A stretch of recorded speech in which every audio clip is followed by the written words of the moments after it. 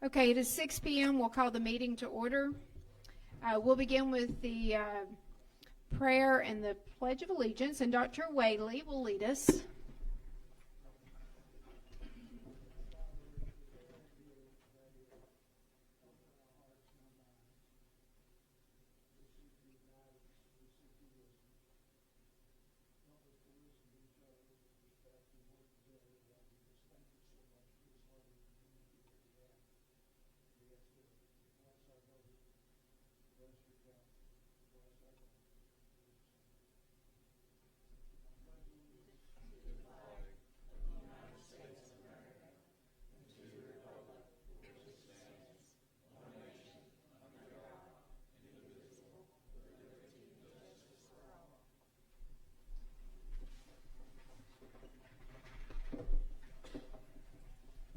Okay, we'll begin with number 3, the approval of minutes from previous meeting minutes. June the 24th, 2025, which was a special called meeting. Do we have a motion to approve? Okay, is there a second? Second. Okay, all in favor, raise your hand and say aye. And Angie, is Bill on the phone? Okay, so we have one member. Jennifer, if you will take note, we have one member joining by phone, Bill Bibbins. And Jack, I believe, may come in a little late. He is working on a court case in Murphy, so he said he will possibly come in during the meeting, so hopefully. Administrative update, we'll begin with that, with our city administrator, Mandy Cody. Before we begin that... Will you turn your mic on? Yes, okay. Before we begin that, I'm taken back to the third month that we were, as a council in office, when we got a city administrator.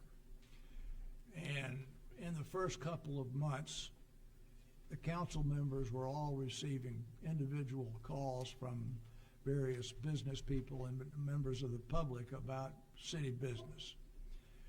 And we asked the cooperation then of the city and the business community and the voters that if they had business with the city to go through our chain of command, which started with the city administrator, and he had people. Well, we now have people until the end of this term, and that's Mandy. Mandy's getting ready to give us an administrative update. So we would ask that when members of the public have some order of business that they want something looked at, you call the city hall and Mandy and her people answer it, and individual council members will be called by Mandy in whatever order they need, but that the business of the city should run downhill through the staff that we have and in whom we have trust, and the administrator that is there. Is that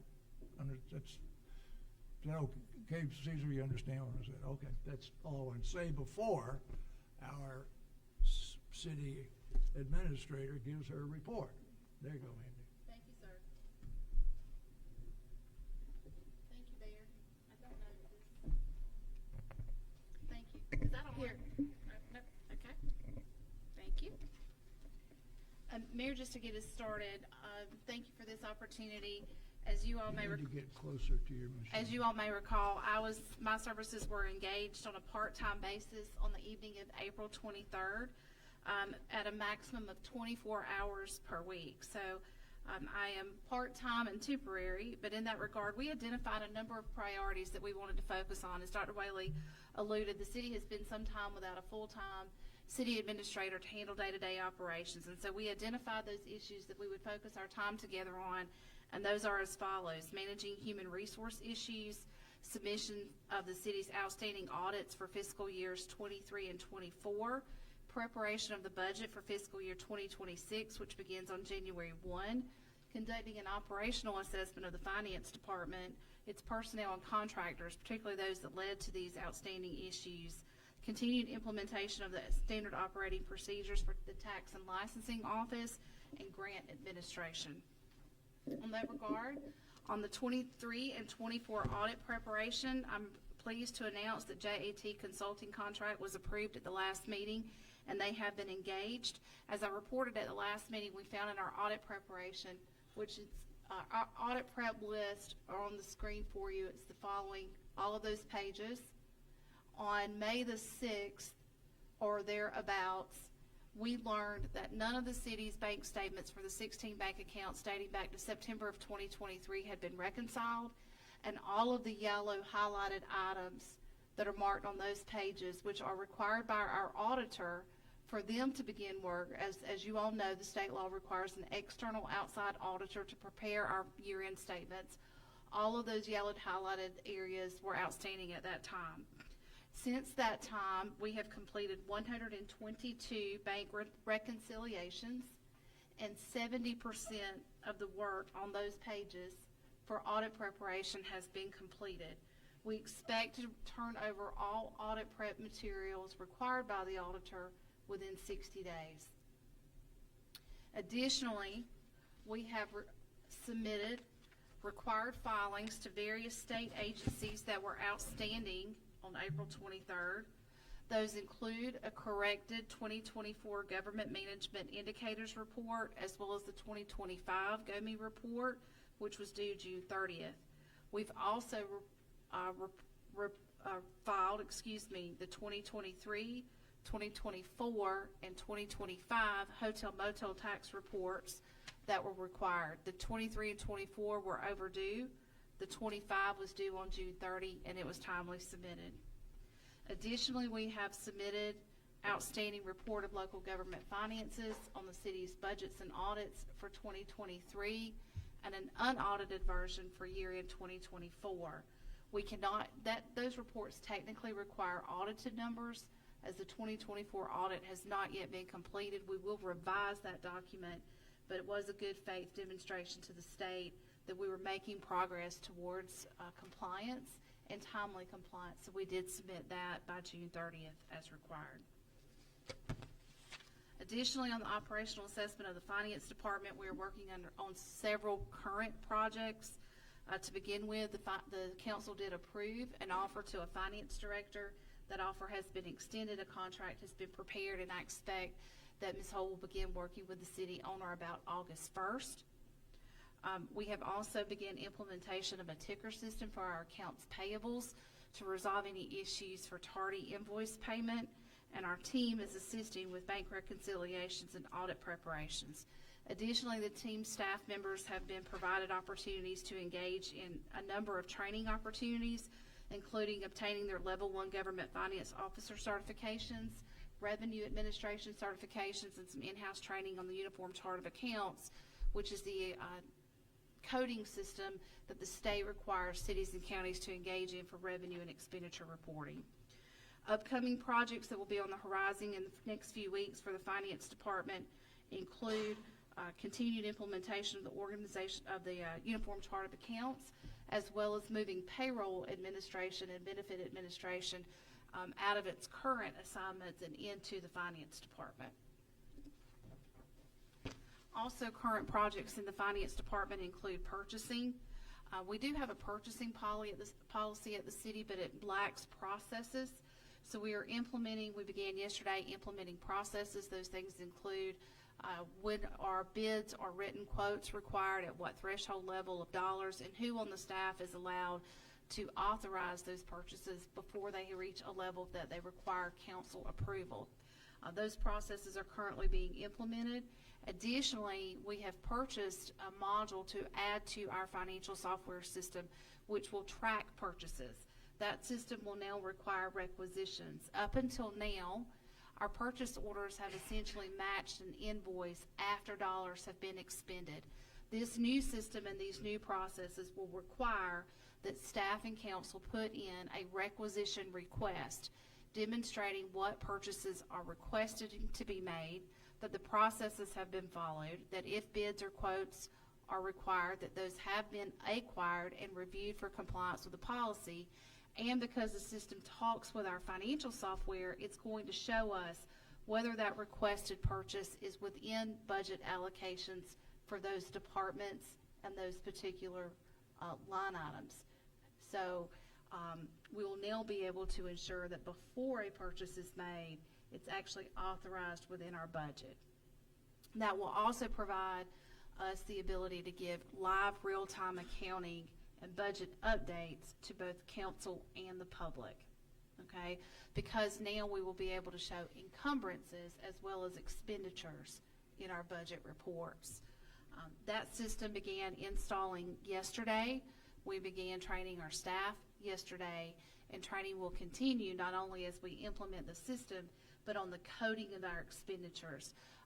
As I mentioned, the Uniform Chart of Accounts a while ago, I know that's a little nerdy, and I apologize, but the best way for us to know really how we're performing is that we're properly coding our expenditures and not really lump summing those. So we are actually going back to the beginning of 2025's fiscal year, which is January 1, and recoding and coding every line item of every invoice that has come through the city to make sure that your 2025 numbers are as accurate as possible for both revenues and expenditures. On 2025, we are currently halfway through this fiscal year. Our fiscal year is January 1 through December 31. So at July 15, we are 6 months in, and we are taking on a number of projects to review where we are year to date. Although unfortunately I don't have numbers for you. As I said, we are reconciling those bank statements. We are coding those previous expenditures. Those are projects. But what we do have to guide us are the report of local government finances that was prepared for 2024 by our financial consultant. That gives me a really good idea of how we should be performing throughout the year, and I can compare that to the data that I do have, including things like our revenue report, our salary reports, and our SPLOST spreadsheets. So those things are currently under review. I apologize that I can't give you a report at this time other than to tell you that all of that is being studied so that when we are able to give you a report, it will be very accurate and very up to date. These are all part of the components that have to be considered. Additionally, we are scheduled on Friday, I think it's interesting to note, for our workers' compensation premium audit for 2024 to make sure that we paid a proper premium. It's not unusual. This happens every year. Usually there's an adjustment, but that'll give us a good number to expect for 25's budget and also 26 budget preparation. On the fiscal year 26 budget preparation, it does start. The 26 budget starts in 6 months. The city's laws under your charter and code of ordinances, you are required to adopt a budget on or about November 1st. That would begin on January 1st. So as I said, we are working towards preparing those numbers for your consideration. And on that, 2 things I haven't mentioned are some training opportunities. Our financial software system had planned a training session on their budget module for last week. Several of us attempted to attend that training. Unfortunately, it was canceled at the last minute, but we will reschedule. But I have also developed a 26 budget preparation calendar for our staff, our consultants, and ultimately which will go to council. That is a snapshot of the budget calendar. The staff and I will actually start working on 26 budget preparations tomorrow. And there are some tentative dates. Council, you'll get these in an email later. These are tentative, as you will see, but we are beginning preparations now, which will lead to several work sessions for council that, of course, will be open to the public. Our first goal is to have a work session with council mid-September, where we'll be able to give you a 2025 year-to-date and expected performance for all of your funds, and several more public hearings throughout the fall. That will get you a 25 up-to-date, a 26 millage rate, a 26 budget, and have all of that done timely by the first week in November. On the planning and zoning front, which was one of the priority issues that were identified at the April 23rd engagement, we have announced the vacancies for the Planning Commission membership, the advisory board that considers rezones, annexations, and zoning text amendments. We have received a few applications. Those have been passed along to council members. We do have a meeting that's in the process of being scheduled for August, as the city has received a couple of rezone applications that will require those reviews. Additionally, we were tasked with ensuring that the occupational tax certificates what we commonly refer to as a business license, as well as the alcohol renewals, the alcohol license renewals for 2025, that backlog be cleared. Our clerks have worked diligently on that.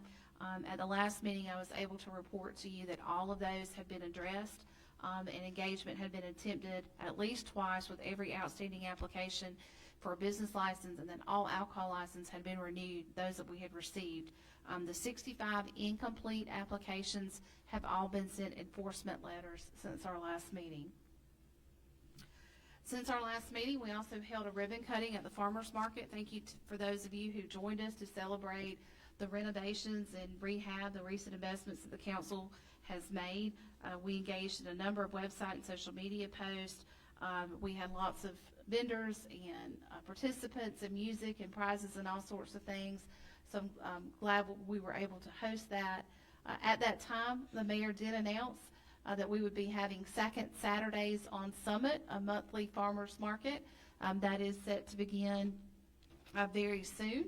So look forward to upcoming social media and website posting for those fun activities, as well as opportunities to register to participate. Also, there was an announcement made at the ribbon cutting that we would start Food Truck Thursdays. That is starting this month, every, I think it's the fourth Thursday, July through October.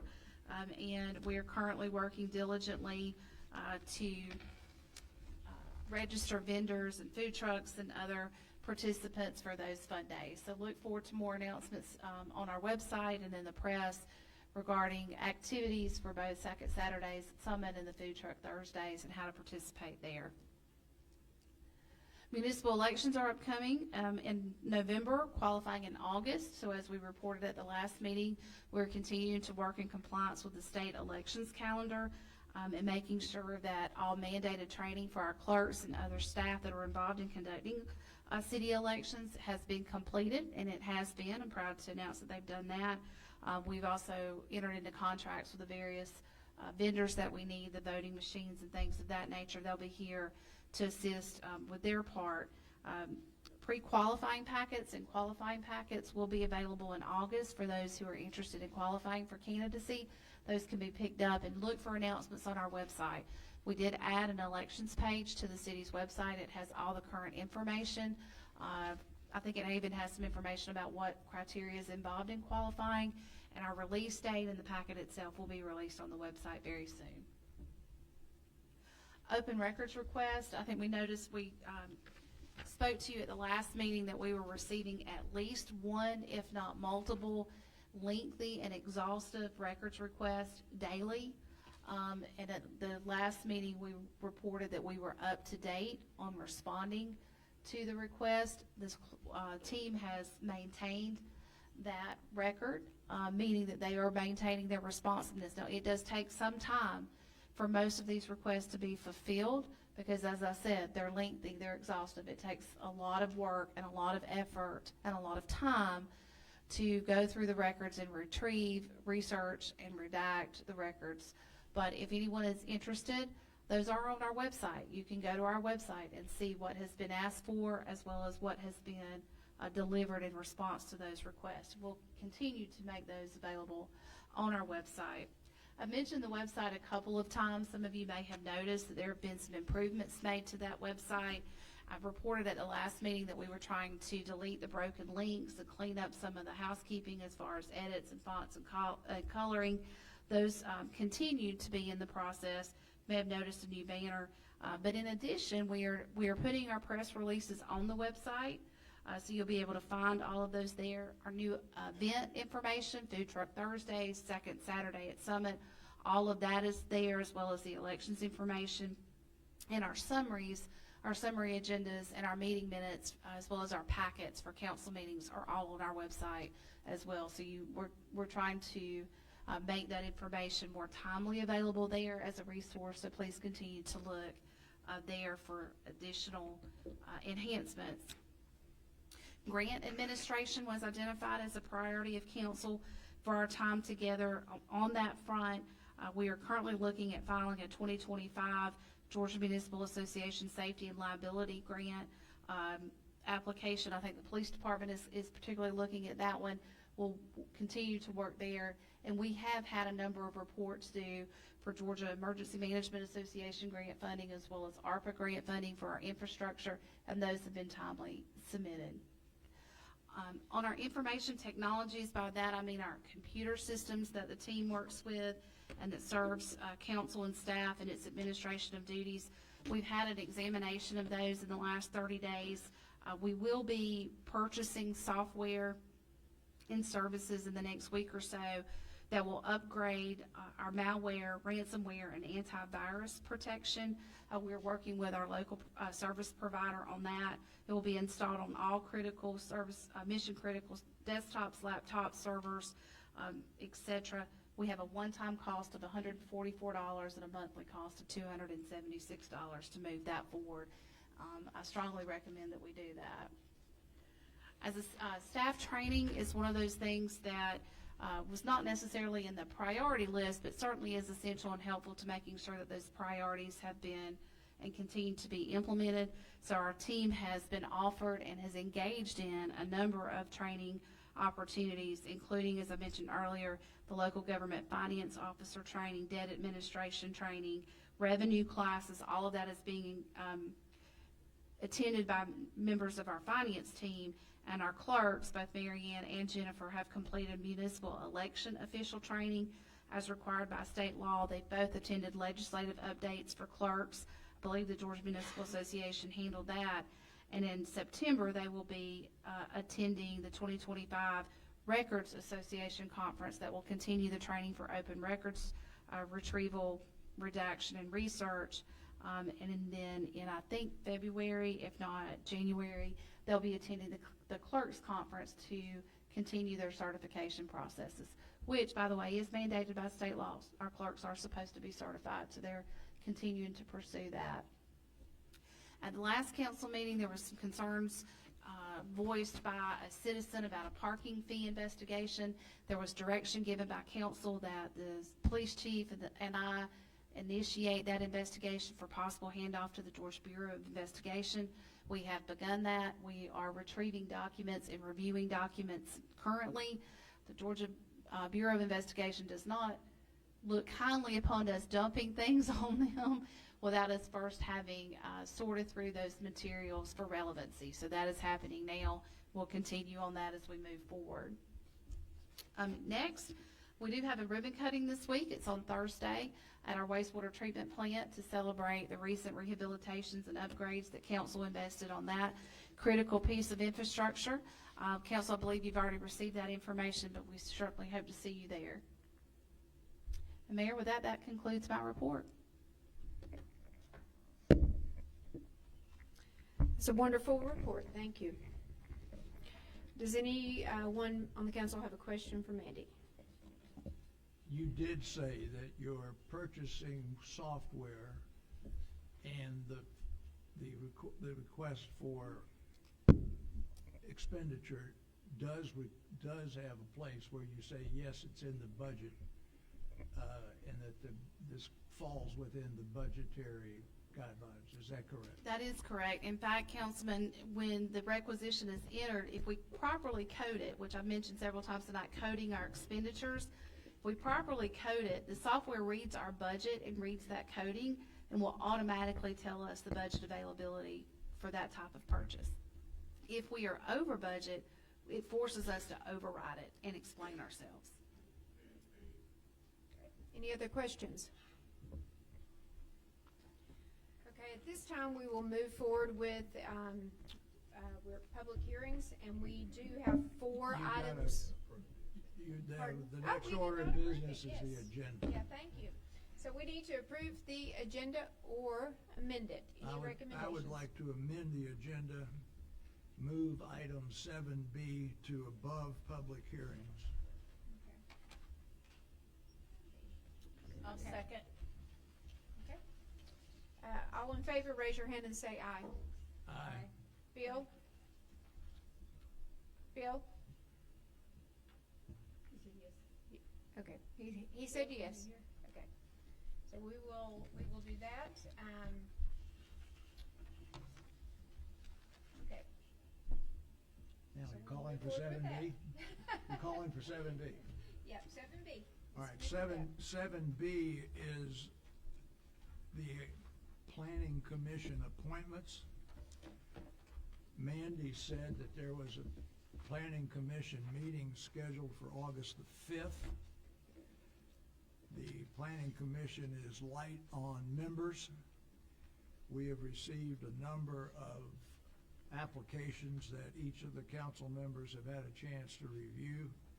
And I would like to recommend that we appoint Mike Panther and Dr. Bill Barber to the two open positions. And it'll be clear when we go through the public hearings why I think that the zoning commission needs to be fully staffed with impartial, competent, experienced people. Okay, is there a second? I'll second.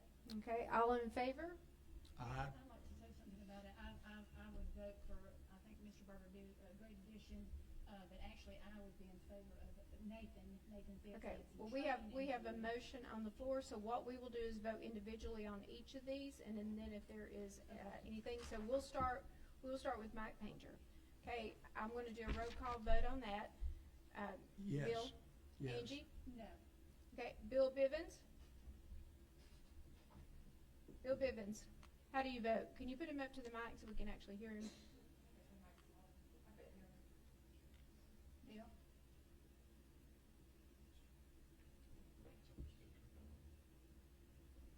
Yeah, okay, all right, so how do you Okay. vote? Okay, Christie? Yes. Okay, so we have a tiebreaker. I guess I'm the tie-breaking vote, and I vote yes. Okay, the next one will be Dr. Bill Barber. Dr. Bill Barber, who I believe is in the audience. So we'll do a roll call vote on this one. Dr. Whaley? Yes. Angie? Yes. Okay, Bill? Yes. Christie? Yes. Okay, so congratulations. Okay, thank you. We do need many members on the planning commission. Okay. And that meeting, I believe, will be held on August We'll notify them. 5th, and we will Give us notify, some yeah, and we'll information. swear you in at that time, so, okay. Moving on to public hearings, we do have 4 public hearings, 2 of which are tabled items from the last meeting, and I believe the 2 applicants who had incomplete applications are here tonight, and their applications, everything they needed has been fulfilled. So at this time, what we will do is open it up for the first one, which is for garbage collection. This is Mr. Andy Rhodes and Rhodes Garbage LLC. So what I will do, I'm going to allow 10 minutes for anyone to come up and speak in favor of granting him a license, and then we will open it up for opposition. So, We can't vote on them until the public hearing. correct, we have to have the public Okay, hearing. all right. Yep. Okay, anyone in favor? But you Would did like to say- speak in favor? You did say, and Mandy said, that both of those applications are now complete. Yes. Okay. Yep, they're both complete. Okay. Do you want to, would you like to say anything, Andy? Sure. Okay. Mayor, council, I want to thank y'all first for opening up the application process for other trash services to operate within the city. I live here in the city at 713 Church Street. My office is here in the city, so I'm just looking forward to the opportunity to be able to work here in the city. If you guys have any questions, let me know. Other than that, thank you for your careful consideration. Okay. Thank you. Is there anyone else who would like to speak in favor of Mr. Rhodes? I'm Justin Owenby. Y'all know I'm way south. I'd like to speak in favor of Andy. So for the last 16 months, that's why I've been here kind of fighting with y'all. It's good people, wanting to do good, make a living. I think that's good. Maybe I need to come back in the against. It's not against Andy, but I just got something that's against the process. You want me to come back or go now? No, this is strictly for Andy, so. Okay, I'm yep. for Andy. Okay, yeah. For or against? Okay, anyone else? Okay, we will open it up for any opposition to Mr. Rhodes receiving a license. Is there anyone in opposition who would like to speak? You can't be for and against. So I'm back. Now I'm against Andy. So, not necessarily Andy, but I'm just saying the process. So last year in June 2024, I filed a formal complaint whenever I was given a cease and desist, because they said they didn't know they were illegal haulers. So anyway, I put it on a formal complaint. Joe was still here as the city clerk. Nothing ever happened. So I filed that complaint as a business owner and a city taxpayer. Nothing happened. It was for illegal haulers running, not paying their taxes, and, you know, incorrect reports based on your open records. They may be right, but I'm just going off what I got from y'all. So, nothing ever happened. So I filed another one this week. There's really no process to file that, so I just emailed y'all, apologize, I went out of chain of command, I didn't know things were going through Mandy, but I will. My question is how you approve Andy, that's great, I think you should, but then how are you gonna enforce it going forward on him or anybody else? You know, it's disrespectful and unfair to him, me, Isaiah. You know, you take our money, you don't take theirs. They're still running wide open, even the ones that are approved. When they are, they're not turning in the paperwork right. The reports are wrong. You know, I'm a city taxpayer. That money affects me. You know, that affects the potholes and the roads being cut. So it's pretty important. So I think if we don't have a way to enforce it, or you choose not to, then you should forego all the fees, and we shouldn't pay any tax, and we shouldn't pay the $1,000 a year or the 12% until you get it straightened out on your end. Because you're asking us to pay, but you're not bringing your end to the table, you know. So it's kind of a one-sided relationship. So if you follow the solid waste ordinance based off my complaint, go through the investigation and you give them time to appeal, see what they say. But nothing's been done. So I'd just like to ask, like, what's the plans? Okay. That's it. But anyway, go Andy, Thank but you. no Andy. Okay, thank you. Justin, you can call my office, we'll schedule an appointment and talk, okay? I said, call my office, we'll talk, we'll schedule a time. Okay, anyone else opposed?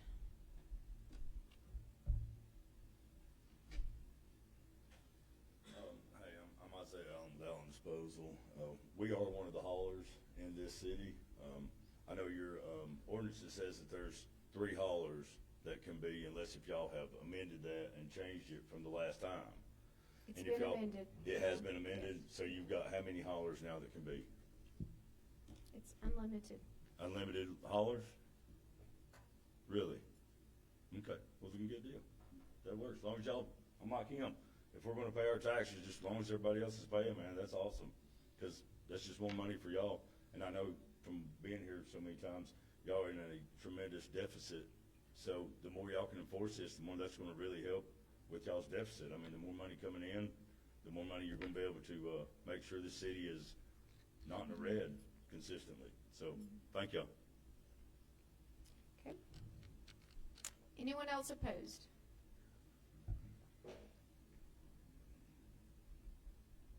Okay, we will end that portion of the public hearing and we will have a vote. But before we vote, does anyone have any questions? Okay, is there a motion? I move we accept the. Okay, is there a second? Second. Christie seconds, or Angie, I'm not sure who. Okay, let's have a roll call vote. Dr. Whaley? Yes. Angie? Yes. Bill Bivens? Okay, and Christie? Yes. Okay. So, we will now open the public hearing for the second item. This one is for, Georgia Waste Systems, Georgia. And, let's see, you guys got your paperwork, everything's turned in, that's been confirmed. So at this time, we will open up for anyone who wants to speak in favor of them receiving their license. Okay?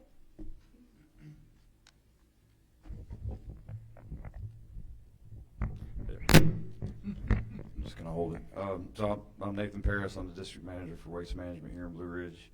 I just want to let the city council know that we're excited to keep offering waste services here in the city of Blue Ridge like we have for many, many years under different banners. Obviously through the Proctors whenever they first had the business, and then it's changed hands a couple of times to between Advanced Disposal Services and now Waste Management. But we've always offered good, reliable service to the people here in Blue Ridge and surrounding areas, and we're excited to continue to do that. Unfortunately, a clerical mistake on our part did present an issue with us getting our paperwork turned in time. That was, like I said, administrative error on our part. So we've got that rectified now, and would like to continue serving the community. Is there anyone else who would like to speak in favor of Georgia Waste Systems LLC receiving a license? Okay. Is there anyone who would like to speak in opposition? Cheer again. I don't want them to be left out, so, same way I felt about Andy, except I don't think they should be approved. You know, y'all's records for 16 months show the report's not right. Nobody seems to care. I'm just saying that property taxes are optional. There's a lot of property tax owners in here, and I think we'd like to opt out of our, yearly tax in October. My only question is, Georgia Waste Systems is running, then why is it Waste Management? Me and Isaiah could turn in one permit, save $1,000, and we could both run if we can run under 2 different company names. I mean, I get they're owned by them or whatever, but I mean, I could give him 1%. I'd save $1,000 and a lot of money. I mean, you made us jump through hoops to the T. I mean, and then they just like slide it right in. I just think that's a little unfair treatment. Okay. You know. Would anyone else like to speak in opposition? Okay. At this time, we will close this portion of the public hearing for Georgia Waste Systems LLC, and we will open it up for the, yes. Can I address this question about the? No, we have already discussed that. Is that, do you all agree? Yeah, I've closed it, so. No, we've looked at all of your paperwork, so, yeah, we're good. Okay, is there a motion or any discussion by the council for Georgia Waste Systems LLC? Oh, motion to approve. Yes, yeah. Do you make that motion? Okay, Christie made the motion. Is there a second? Second. Okay, we'll have a roll call vote. We'll start with you then, Christie. Yes. Okay. Angie? Yes. Bill? Bivens? Yes. Okay, and Dr. Whaley? Yes. Okay. Moving on to the next item under public hearings. This one involves a zoning application, and this is for our zoning variance. And the first one that we're going to hear is from East 2nd Street, and I'm going to turn this over to our zoning. Mandy not only helps with that, she helps with the zoning administration, so I'm going to turn it over to you and let you go over your recommendations, etc. And then at that point, we will open it up for a public hearing and allow people to give their pros or their cons, okay? Thank you, Mayor. This application, as you said, is for a lot on East 2nd Street that's approximately 30,000 square foot in size with frontage on both East 2nd and State Streets. The applicant states that the variance request to increase building height above the 30 feet allowed by the city's ordinance is necessary because of the downhill steepy sloping lot that they wish to construct on. And there's additional information given in your packet as well as the application. A variance by definition is generally defined as a minimal variation from the dimensional standards of a zoning ordinance without changing the underlying zoning or standards, and which would permit construction in a manner not otherwise allowed. For variances in the city of Blue Ridge, the development code actually provides for 2 types of variances. One is what we typically think of as a hardship variance, meaning that there's generally something about the size, shape, topography, or elevation of the lot itself that would mean that application of that particular ordinance provision would have a different or maybe unintended outcome if we required that provision to be applied to that lot as it would to any lot that did not share the same shape, size, topography, or elevation changes that the subject lot does. In the Blue Ridge zoning ordinance, we also allow for something called a special exception variance, a special exception variance. And the section that governs this, 140-132, 642, actually lists a few things, dimensional standards, that does not require showing of hardship. And one of those is building height. Now, this property is zoned R2 and the R2 residential medium density zone. 30 feet is the tallest a building is allowed to be constructed. As defined by your ordinance, building height is measured, and I'm quoting, from the highest, the highest point of a building, this is building height, is the highest point of a building when measured from the lowest point at which the foundation intersects the ground. Building height shall not apply to minor vertical projections of a parent building, including chimneys, flagpoles, flues, spires, steeples, belfries, and cupolas. Section 140-9 prohibits the erection, conversion, enlargement, reconstruction, move, or other structural alteration of any building exceeding the height limit established for the district. This is 30 feet, and the applicant is requesting for more than 30 feet as measured by this definition. Special exception variances may be granted upon the finding that, 1, the variance would not cause a substantial detriment to the public good, and 2, the variance would not be injury to the use and enjoyment of the environment or of other property in the immediate vicinity, and 3, would not diminish and impair property values within the surrounding neighborhood, and 4, would not impact the purpose and intent of the code. There's really no information known to myself or other members of the team that would inform any of these criteria that are given in the special exception variance provisions of the ordinance. Generally, I would say that Georgia law does not encourage the award of variances for convenience sake alone. That can be detrimental to the overall ordinance. We do have 2 variances on the same provision of your zoning ordinance to be heard tonight, and I do expect that additional applications will be soon forthcoming, also asking for relief from the building height. Not necessarily the 30 feet, but more particularly the definition of building height and how we measure that for compliance under the terms of this ordinance. Mayor, because we had no information on the criteria listed in the ordinance, staff has no recommendation to give council, unfortunately, other than that you make a finding of fact that the variance is necessitated by some criteria other than convenience sake. All right. Okay, so at this time, we will open up Can we ask our staff, can we ask Denny? Yes. Denny? Yeah, Is Denny, could you here? come up to the mic, please? Denny did go to both of these properties. He's done an analysis, and from what he is finding, it sounds as if this is going to create a lot of variances in the future, and I believe you have even made some recommendations. Would you like to tell us? Let me just ask this. You went out there with Councilman Taylor. That is correct, yes. Yes, and y'all looked this over. Yes, and both sides. It's, you understand the request. Mhm.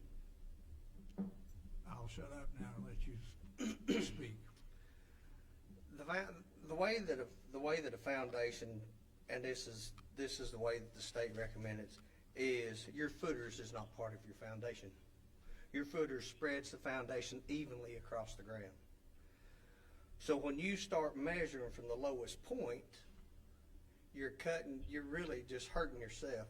So when you talk about where the foundation intersects the ground, it needs to intersect the ground at the highest point, which means where the concrete intersects the ground at the highest point is where you measure from. That will solve, you don't have to raise the height, you don't have to do none of that, but that will solve all your issues as far as your variances and heights. So your recommendation is to change the ordinance? Just change the way where you measure from, that's it. So take it back to where it was originally, Yeah. measured from the highest point to the lowest point. Where because the foundation intersects the ground. yours, that's correct.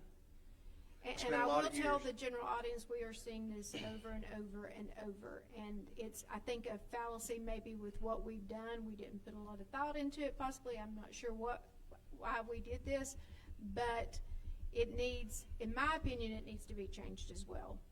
It needs to be addressed and just needs, that's the only part that really needs to be fixed. I mean, the ordinance as far as the height where y'all have it set, it's probably gonna be okay. It's just where you measure from, it will eliminate all of your biggest problems. Because if you use the topography of the Graham, and I'll use a lot that's on McKinney Street that's across from y'all. When you dig down in the basement and you measure from the lowest point, you're already behind the curve. Because you're gonna have to dig 12 feet down to get your walls. So you're already 12 feet in the hole. So by the time you put an 8 or 9 or 10 foot ceiling, or 9 or 10 foot walls on your first floor and then you go on the second floor, you can't get a roof on it. Yeah. You just can't get a roof on it, so. Or you'd have to have a flat roof. Yep. Yeah. That's Let correct. me ask you. Which I believe was one of the recommendations of the planning commission when that was changed, that it was going to create flat roofs, ugly roof lines. And Mayor, if I may add to that, the zoning ordinance actually has a minimum roof pitch requirement. Yes, yeah. And we are finding sometimes that those are in conflict. Yeah. That they can't meet the roof pitch and the building height requirements as defined by the code because of the definition. So there's at least the possibility of inherent conflict within the ordinance itself. My question is this clear enough to give direction to the city attorney to fix it, or does the council need to workshop it? And we've had enough workshops. I mean, I think it's just a matter of changing it back. It was originally, the height begins at the highest level, right? That'll fix And we everything. changed That'll it should fix to the pretty much lowest. most of your problems. For instance, if on Roberts Way, if rather than starting it on East Main Street, which is higher. Yeah, it is higher. Your height. A lot of them start at you Roberts on- Way. We changed it to start on Roberts Way, Yeah. so it gives appearance on East Main Street that it's maybe, 25 feet, but it's, because it's 35 in the back. That's If correct. you change that, then you can build 35 on East Main Street, but it'll look 45 on Roberts Way. Yes, basically. So that's. And you're still get the same effect, but you're still gonna be in the same. my question was, do we need to workshop it, or can we just ask the city attorney to prepare I new wouldn't ordinance? think we would need to workshop it. I think we're all probably in agreement with staff, Change that. but I You'll would, still have to go to the planning commission, right? Do you have a motion? As it relates to So these it can- two, As it relates to these two, you're still gonna have to vote to do the variances, if I understand correctly. Well, that's what's, I mean, they don't have to, they can Okay. table it or whatever, but that's what's on the agenda. I mean, like I said, if you just change where you measure from, I mean, looking at both lots between the one on McKinney Street and the one on East Second Street, I don't see why you couldn't really give the variances at this point to change it. But I mean, that's entirely up to y'all. That's out of my wheelhouse. our lawyer told us that we shouldn't. I want to be clear, all right. My concern about a number of variances. So if you have 4 or 5 or 6 people coming in applying for variances, and if it's the wishes of the council that those variances be granted, then it's a sign that there's something wrong with the ordinance. And so my recommendation is if the ordinance is not giving us the results we want, that we change the ordinance. So my general statement still stands. I think it's better to fix the ordinance if that's where the problem is. But as far as the 2 variance applications that are pending tonight, I think you just consider those on their merits. If we consider them with the consideration that they are going to be in compliance with a vote of the council taken tonight, are we? I think if the expectation of the council is that there would be support for an ordinance change, then that would, it's no guarantee, but that would tend to trend you in that That's one exactly direction. what I said. Okay, now, Okay. Now we gotta listen, now Okay. let's go back to the discussions So, about yeah, we are for and still, against. yeah, we can enter into a public hearing at this point, I suppose. So for this particular one, is there anyone in favor of granting this, for East Second Street?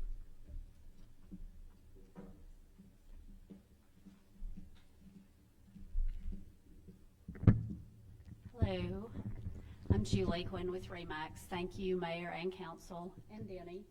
And I just want to say a special thank you to the people. I understand there's some council members that actually went out and looked at the lot, and I so appreciate that. It's not my lot. I'm here on behalf of my seller, Chris Middlebrook, and his family, who could not be here tonight. They're out of the country.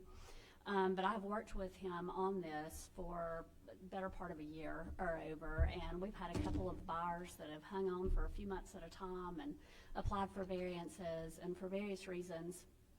And at the time, I don't think anybody actually went out and looked at the lot, but for various reasons, it got tabled or denied.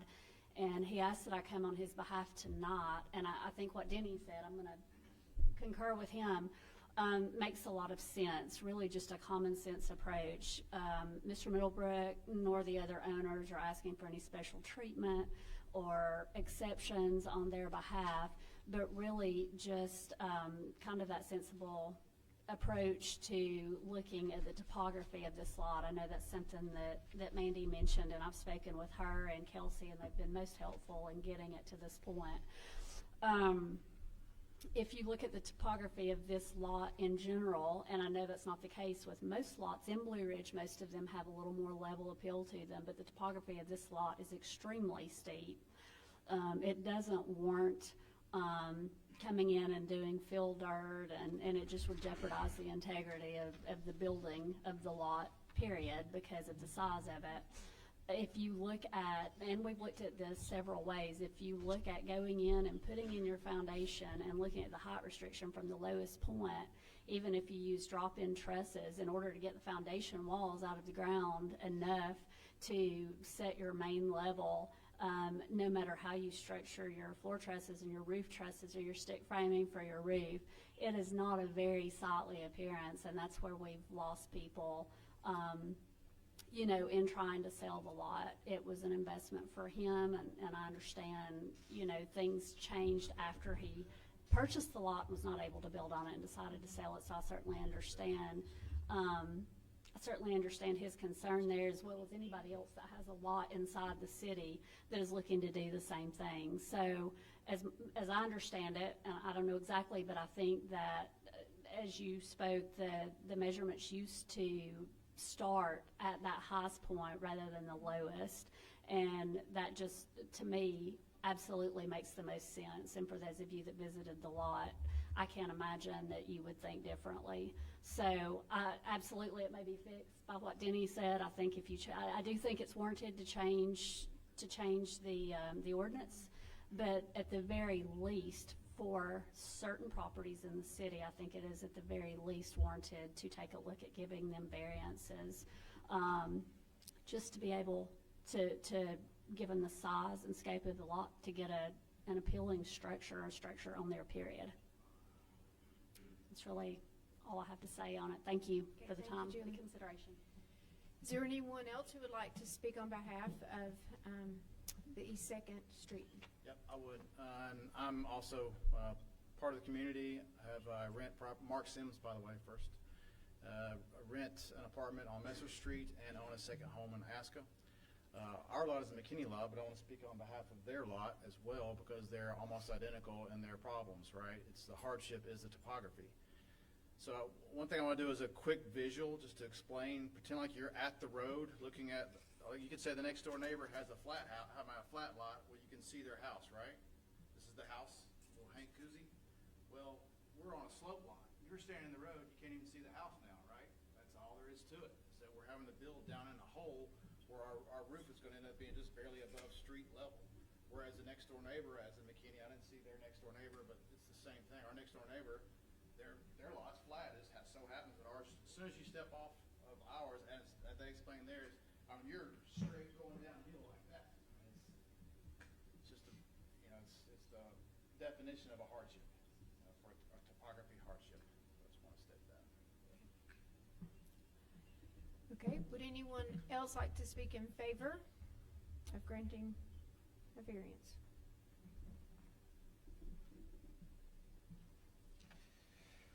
Thank you. My name is Cesar Martinez. I'm a business owner here in Blue Ridge. I can actually take you back, Mayor, if you want me to tell you how it happened, because I was in the city council meeting where it did happen. And it was talked about in terms of changing the ordinance height restrictions. And at the very last minute, when you guys were discussing it, I think it was Jack Taylor who said, let's just drop it to 30 feet. It was later, and it was all voted on. I think every council member voted to do it. And I remember, I think Bill Whaley said, well, we'll be open to variances if they come up. Okay, here's what's happened now.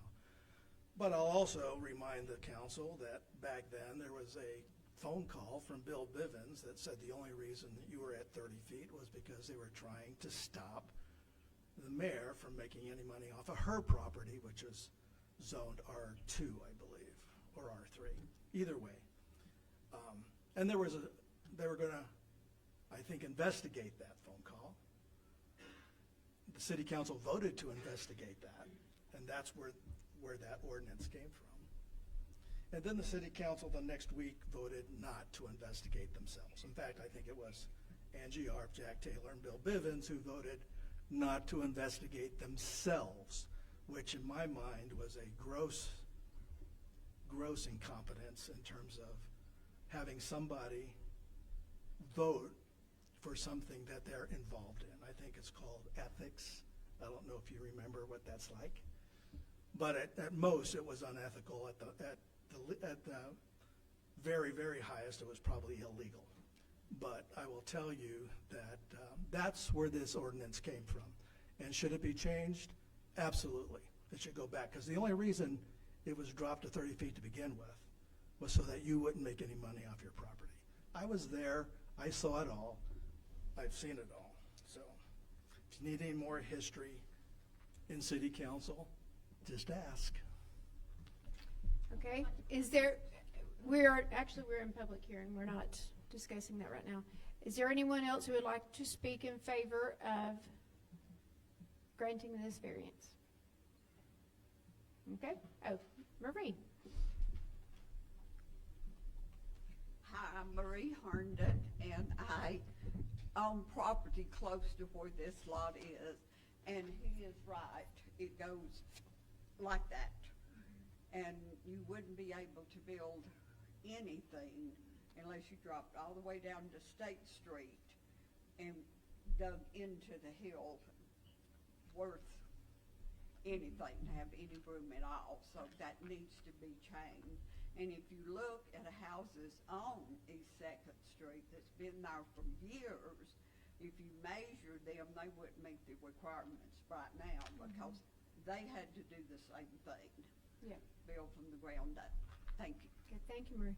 Is there anyone else who would like to speak in favor? Okay, at this time, we will allow any opposition to speak. We will have the same amount of allotted time. Is there anyone? Okay. This time, we will close the public hearing, and we will allow the council to discuss the variance. Okay? Hey, Mandy, can you clarify? Angie, will you speak into your mic, please? Clarify it. Are we talking about a height variance or it's a height variance? That's what we're talking about, right? And so is R2? I don't think your mic's on. Oh, I'm sorry. Maybe. Yeah, so we're talking about a height variance in R2, is that right? That's correct. And I don't recall R2 being changed, I'm pretty sure. R2 was changed only, it removed that you can't build certain types of structures, and it also changed when we did phase 2 and changed where you start the measurements. Right. So that has affected the height. Yeah, okay, but we didn't change the height. It was already in R2, it was 30 feet. Yeah. They're just requesting to go up to 35. What we changed Yeah. was R3 from 45 to 30, and if I recall it right, it was to be consistent. We all campaigned on controlling growth, and the only way to do that was density or to reduce the height. That's what I So recall. R3 was changed from 45 feet Yes. to And if I 30 rec- feet. Yeah, and yes. if I recall, in the last administration, it was changed from 60 feet in CBD to 35, but left R3 at 45, which seems a Actually, little it was, unusual. I think it was 40 feet and with a It was- 5-foot it was- mechanical. 45 is what I think Yeah, the 40 the with zoning 5-foot thing mechanical. says. Yeah. But it was a little odd to have 45 in a residential and change CBD to your central business district to 35. So we changed that. And if I recall, me and you talked about this, and I said, okay, we'll go 35, and because you didn't want it in R3 where you had property, you didn't want it to 30 feet. But if I recall, Christie and Jack wanted, and Bill wanted it 30 to be consistent. So now, Well, if that so- would be contrary to what the Wojon tapes say, because they said, I think they practically stated that they wanted it changed to, Well, if I screw recall, over, yeah. that's something Yeah, that Bill but I Bivens think- said, but yeah. that's hearsay. Yeah, that I mean, is something that's that Bill not- did Bivens not hold said. up in Would you court. like to concur And with if I- that, and if- Bill? And if I recall. But the I don't city think attorney we're- said I don't that think we're there was getting- nothing illegal about the we're- zoning. we're not getting now into all that at this What we're talking about point. in zoning is we've got, we can either grant these variances, Mhm. or we could possibly change where we changed, and I think you recommended the starting point at the lowest point, so we went with that. So, but we could change it back, and it would probably alleviate these variance requests. Oh, Because we there definitely, are, yes. you know, pieces of property that I could see just in the, Mhm. you know, in some of these cases, but, so that's really what the question here is. Yeah, this is a variance, this is actually a public hearing for Right. a variance I just for wanted to be height. clear because so, he said yes. something about the height and Yes. also, Yes. as far as it been changed, the height in R2 had not been changed. Yeah, and I believe this particular property is R2, Caesar, but you are correct about the R3, what happened, so. Anyone else would like to ask any questions to the applicants or their representative? Or any discussion? Do we vote on it next, or do we? Well, I think that would be an option that you could table it, or you could vote on it. Is that correct, Chuck? Yeah, that's correct. And I just want to be clear on what the request is. The request is to exceed the 30-foot height limit by 5 feet. So the request is to go to 35 feet. Measurement wouldn't change. It would still be, and I want to be clear with the applicant, the measurement would still be from the lowest point on the property where the foundation intersects the soil. But if this were granted, you'd be able to go to 35 feet.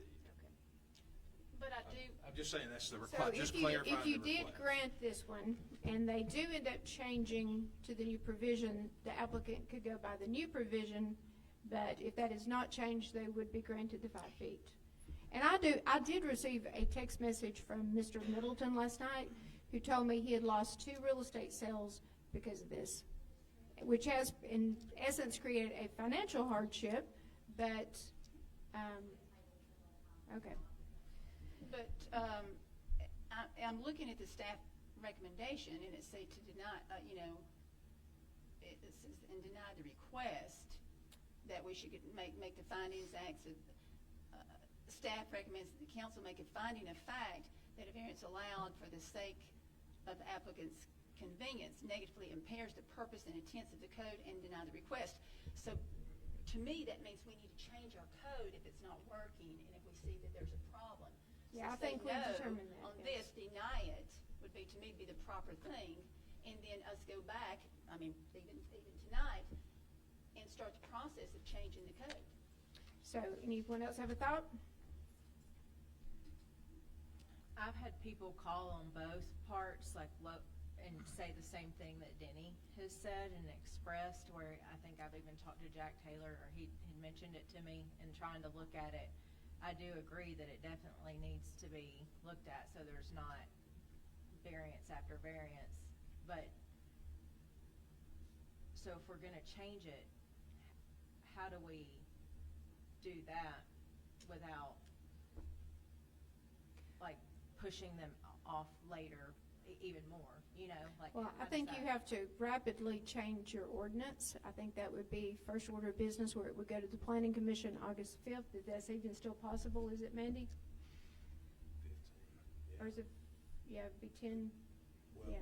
when the next advertisement would be until next week. Yeah. That's right. So the city zoning ordinance requires Microphone.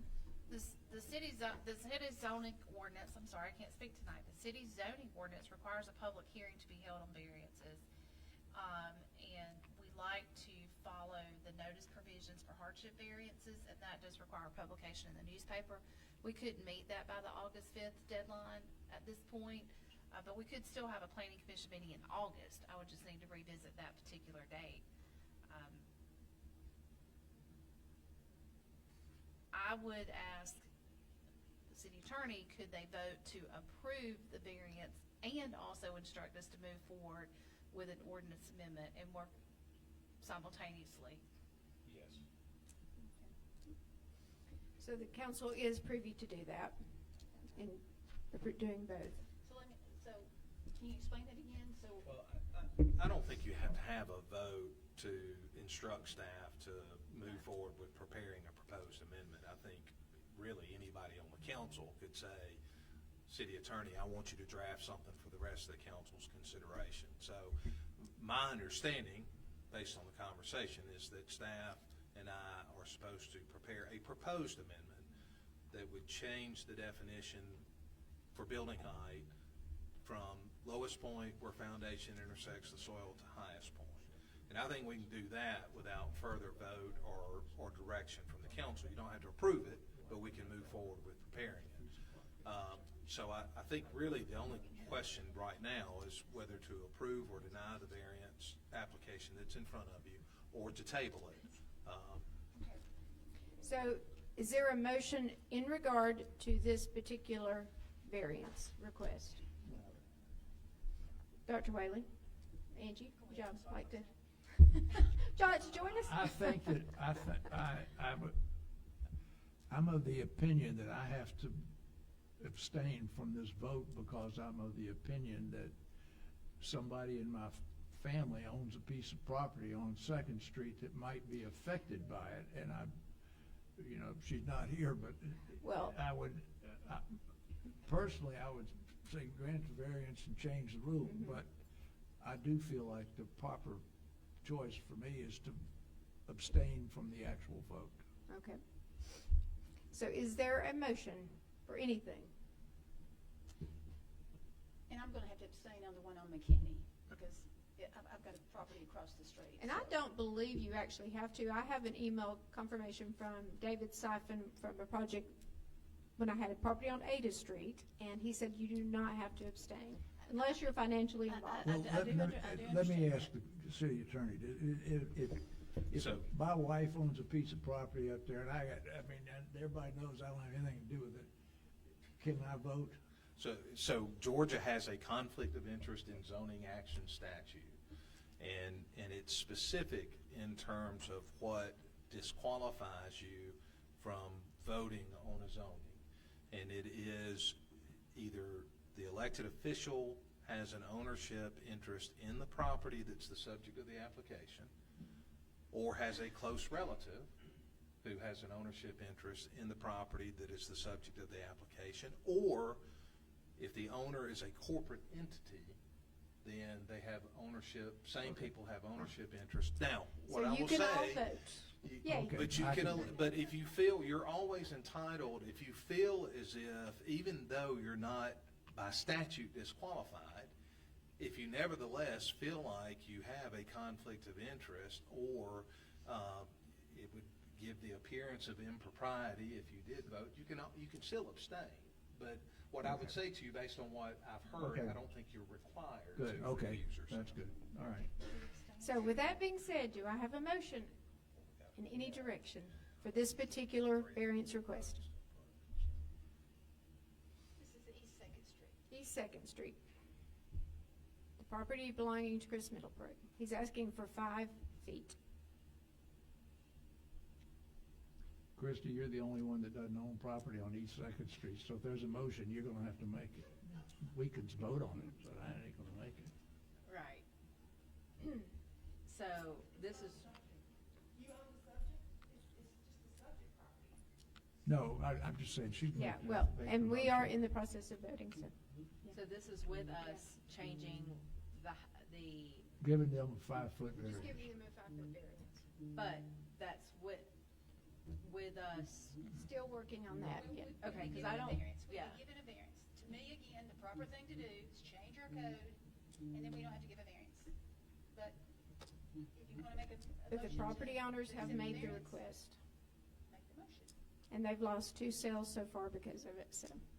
And the good thing about, the good thing about it, if you change your zoning code with this particular property, it's going to way exceed that 5 feet. It's gonna be So, more yeah, it's gonna generous be than more the than variance. 5 feet, so it's not going to really make a difference. We are not guaranteed that these people have taken a lot of time to go through a variance process.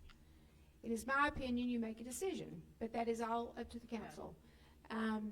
We are in the process of changing it. It's not a guaranteed change, because we do not know how council members will vote.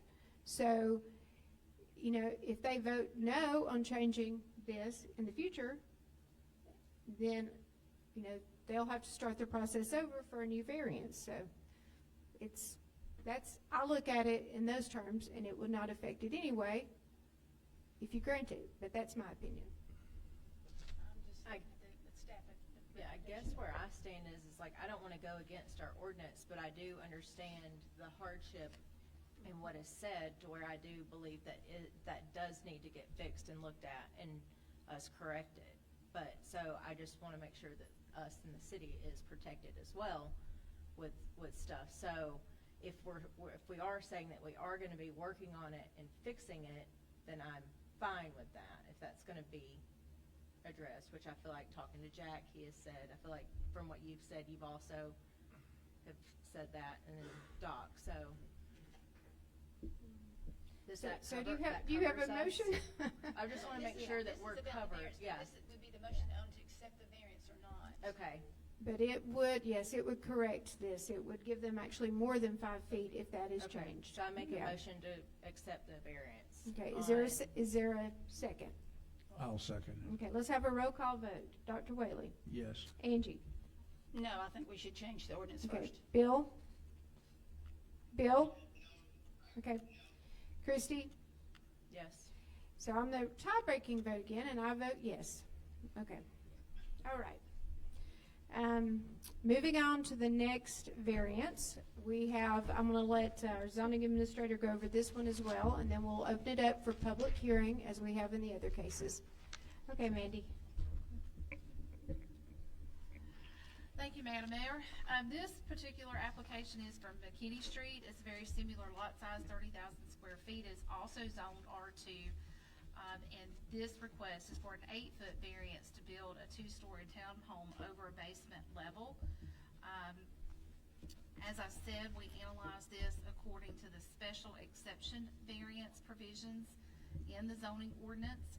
The applicant states, quote, due to the topography of the lot, we need an 8-foot variance to build a 2-story townhome over basement level. As noted on the plans, the height of the building at the street level front elevation is 27 feet 8 inches. The measurement according to the inspector from the lowest foundation level is 36 feet. This is zoned R2, which is restricted to 30 feet. The same definition applies as we've discussed before, and the same criteria is listed in the ordinance. As I said, the ordinance really doesn't, the criteria that is given, this is not a hardship variance, this is a special exception variance request, and I don't have any facts to offer council, unfortunately, in its consideration of the criteria that is actually given in the ordinance, which, as I said previously, would not cause a substantial detriment to the public good, would not be injurious to the use and enjoyment of the environment or of other property in the immediate vicinity, would not diminish and impair property values within the surrounding neighborhood, and would not impact the purpose and intent of the code, and we've discussed that. So if there are any particular questions, I'll be happy to take them.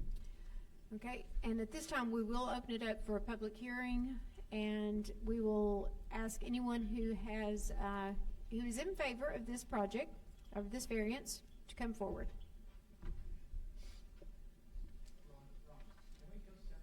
Yes, of course, yes, yes.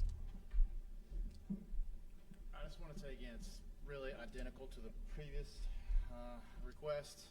And I also want to say, for this property, we have brought in a bunch of dirt trying to correct the problem of the topography change, right? But as we bring in more dirt to try to fix the problem, it pushes your build site, because your dirt's going to be slanted, pushes your build site forward, right, towards the front of the property. Well, we already tried to get a variance to move the house forward, and it was denied by the city council. So now we're stuck with, you know, the slope again, stepping off the road and going down the hill, and the height of the roof, as I explained before, being, you know, a lot lower than the houses around in the same area. So same exact scenario as before, and you know, please ask for your consideration and ask that you please vote. We put months and months and months trying to get this thing done.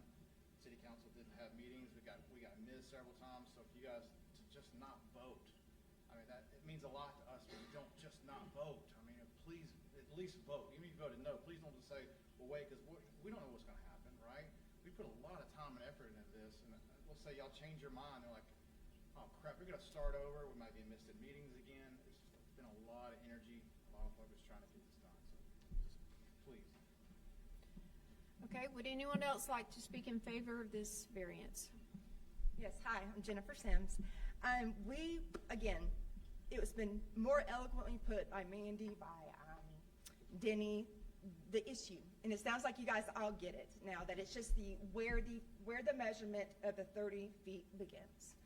Street level, we understand the intent on trying to protect our residential areas, on trying to protect our cities for these tall buildings. We don't want that either. We love the city. We love those intents. We love those purposeful things that you guys voted on to make more restrictive codes.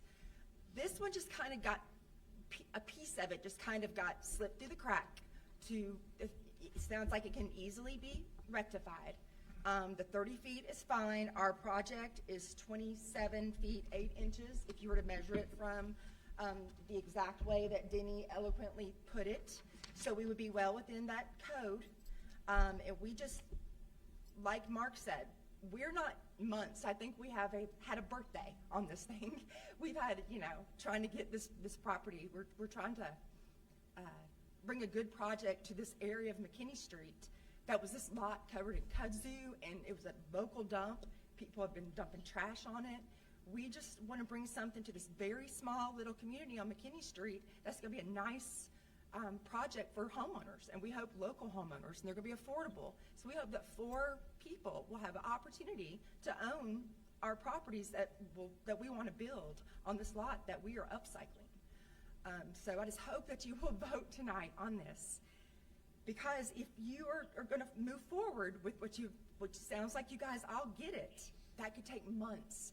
We have a part-time city administrator who is spread so thin.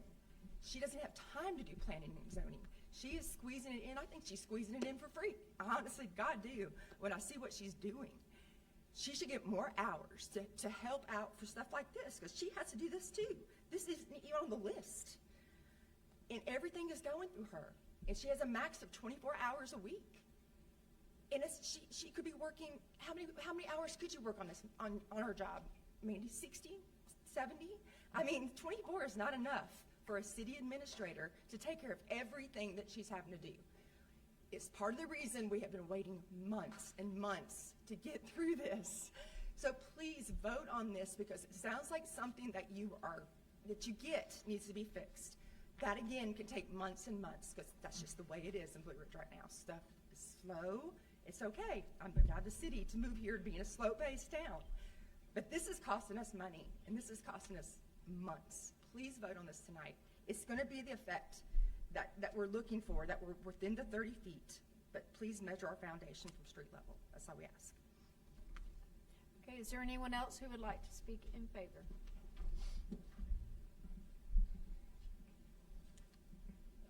My name is Bill Barber. I think Denny's comments were extremely helpful. I'm very familiar with both properties. I would be in favor of the variance being granted as requested. Is there anyone else who would like to speak?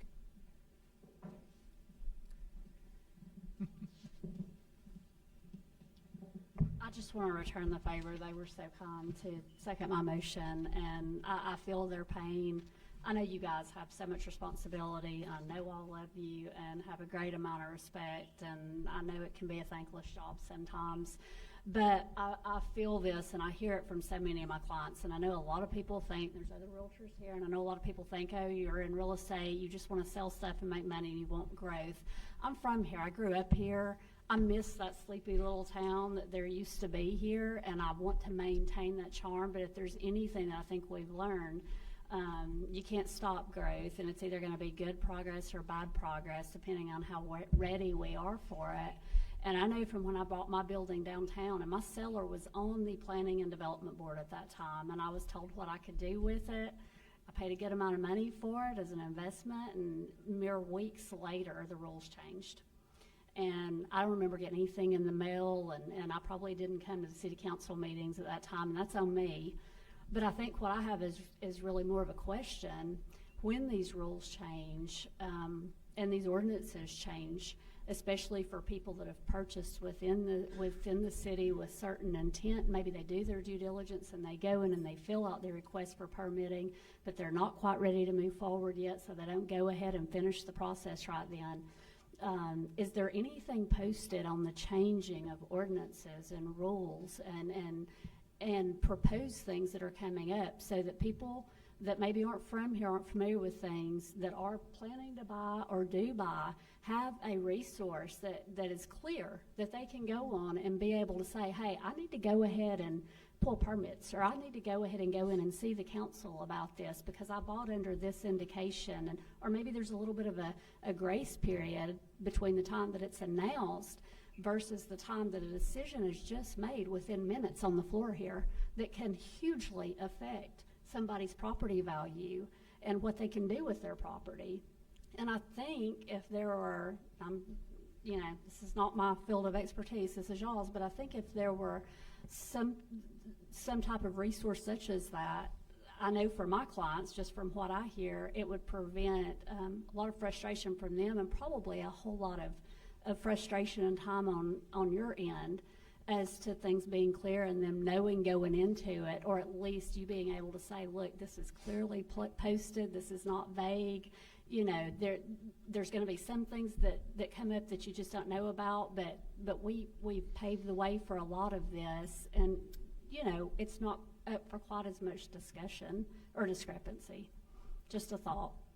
And I'm not criticizing by any means. I'm just basing this off what I'm hearing tonight and what I have my clients come in and say, because I, just like y'all, I want to maintain the integrity of the area. I think it's important. We've got a great area here, and I think these people, and most of the people that I'm listening to tonight, want to do the same thing.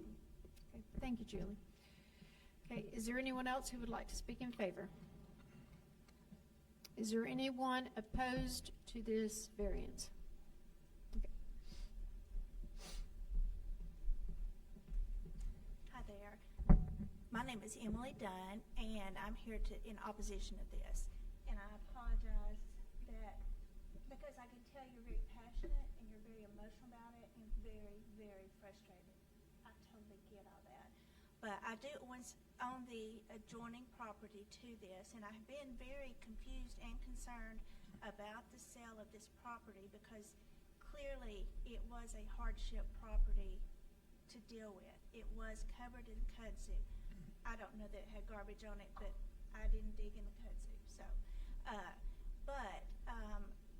I knew that it would be a very difficult lot to build on or do anything with. I have noticed that they have put fill dirt on it. That concerns me about a building going on fill dirt. And now I'm hearing it's going to be more or less 3 stories. So now they're going to have to dig out the fill dirt to make it into.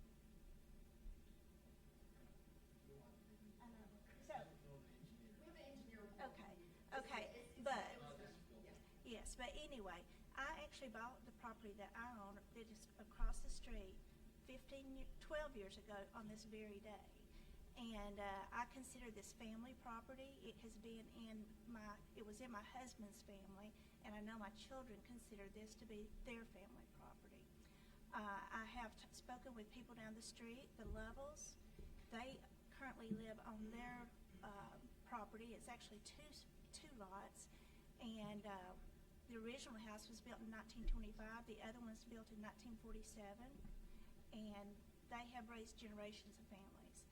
And even though it's not adjacent to this lot, I think there's one lot between them. I think that the stress and the intent of this, and I am very concerned when you bring this up about affordable housing, how that would affect my property values.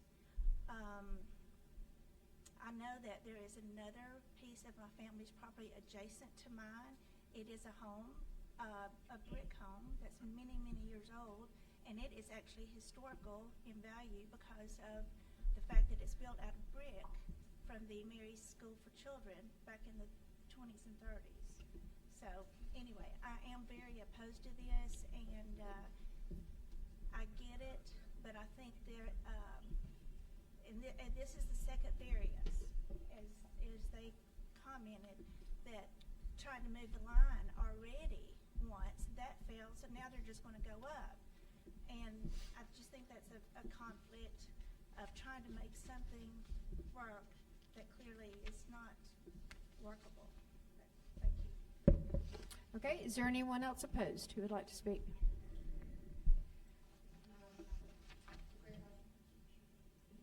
No, unless you're opposed.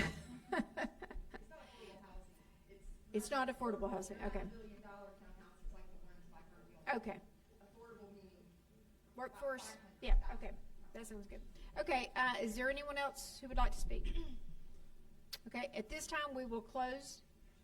Anybody? At this time we will close the public hearing, and we will open it up for discussion amongst the council. Okay. Does anyone have a comment? So this is actually the same property. Are you saying, so from the street view, it would be 27 feet? That would, 27 and a half, or, okay. So it doesn't exceed the 30 feet. Not from Denny's point of measure. Yes, Okay, not and you're from- asking for 6 feet? It's 6 feet. Okay. I didn't clarify that. I put an 8 in there, but it's when Keith, under the hire of the city, was reviewing these items, Keith, the inspector of Fannin County, he measured it at 36 feet. So really, we only needed 36 feet, but You put 8, okay. So that's what's on the application, 8, okay.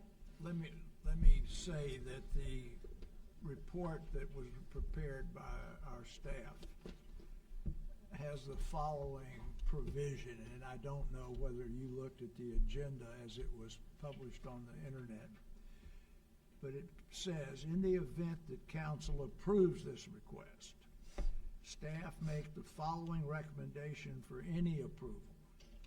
Any extensions and/or expansions required of the city's water and wastewater utilities necessitated by the permitting of this project shall be constructed by the applicant at applicant's expense to the City of Blue Ridge specifications, and for its acceptance, City of Blue Ridge must approve engineering plans prior to the beginning of construction, any amendment, and inspect construction at appropriate intervals. Were you aware of that recommendation that goes with the staff recommendation to not grant the variance?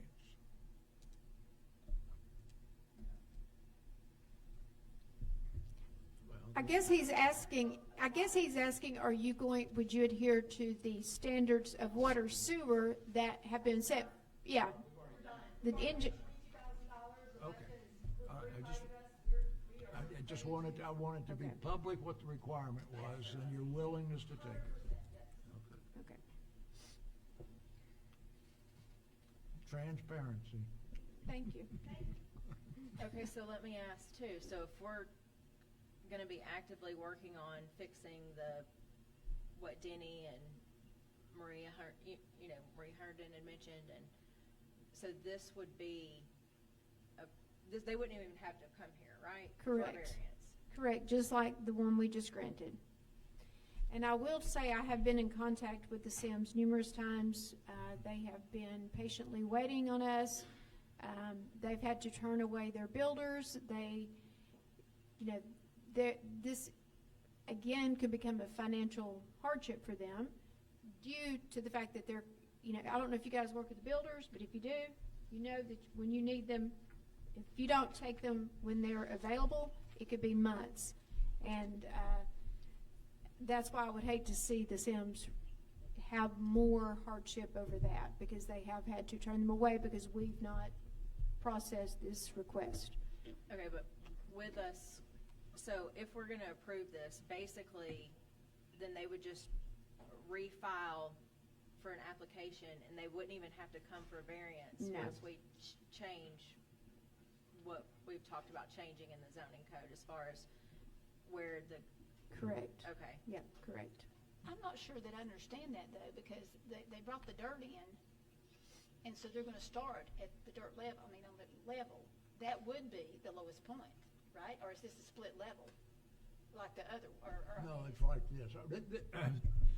For transparency, there was a prior variance request about setback.